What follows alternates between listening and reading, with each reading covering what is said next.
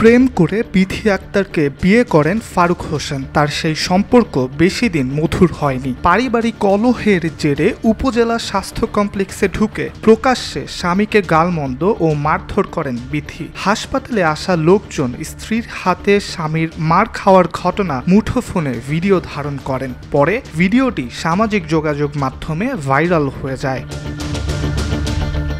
ঘটনাটি ঘটে গত রবিবার 17 আগস্ট দুপুরে। ভাইরাল হওয়া সেই ভিডিওতে দেখা যায় এক তরুণী সাদা শার্ট পরা এক যুবকের কাছ থেকে মোবাইল ফোন কেড়ে নিতে চেষ্টা করছেন। ফোনটি হাতে নিয়েই তিনি উত্তেজিত হয়ে খারাপ ভাষায় গালাগাল করেন এবং যুবকের পিঠে কিল ঘুষি মারেন। এরপর মাথার চুল টেনে ধরে লাথিও দেন।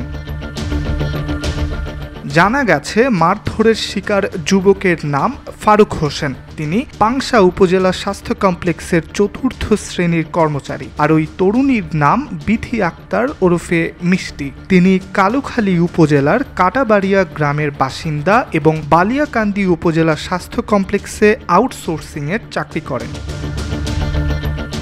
এই বিষয়ে স্থানীয় সাংবাদিকদের কাছে স্বামী ফারুক হোসেন বলেন, কালুখালী উপজেলা স্বাস্থ্য কমপ্লেক্সে চাকরির সময় বিথি আক্তারের সঙ্গে তার প্রেমের সম্পর্ক তৈরি হয়। পরে একটি কুচক্রী মহলের প্ররোচনায় বিথি তার বিরুদ্ধে রাজবাড়ী আদালতে মামলা করেন। ওই মামলায় জামিন পাওয়ার পর তিনি আরও 4টি মামলা দায়ের করেন। এরপর বিথি শর্ত দেন বিয়ে করলে মামলা তুলে নেবেন। ফারুক বিয়ে করলেও তিনি মামলা প্রত্যাহার করেননি, বরং নানা উপায়ে হয়রানি শুরু করেন। অন্যদিকে বিথি আক্তারের দাবি, ফারুক তার স্বামী হলেও দীর্ঘদিন কোনো যোগাযোগ রাখেননি, বরং তিনি ব্যক্তিগত ছবি ব্যবহার করে ব্ল্যাকমেইল করেছেন। ইব্রাহিম হোসেন, আজকাল।